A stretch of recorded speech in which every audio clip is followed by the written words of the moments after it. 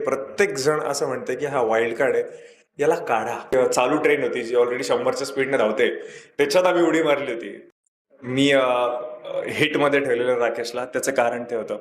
त्याच्यामध्ये popular actor असण्याचा आणि नसण्याचा काहीच संबंध येत नाही. कारण मी पॉप्युलर ऍक्टर आहे म्हणून मला लोक वोट देणार नाही. मी त्यांनीला काय बोलणार, गुड. अनुश्री, विश्वास ठेवून बघ लोकांवर, कदाचित फायदा होईल.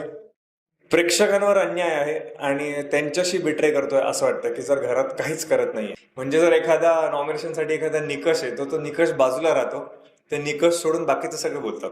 घरातले सगळे म्हणत होते की नाही हा स्ट्रॉंग आहे, हा नाही सागर जाणार.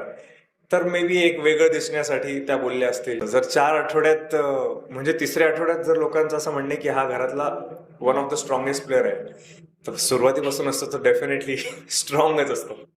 जिथे माहितीये तुम्ही नावडते आहात, तुम्ही कोणालाही आवडत नाही, तुम्ही घरात नको आहात. आय गेस हो, तिन्ही वाईल्ड कार्ड मध्ये मीच बऱ्याच गोष्टी केल्या खूप कमी टाइम फ्रेम मध्ये.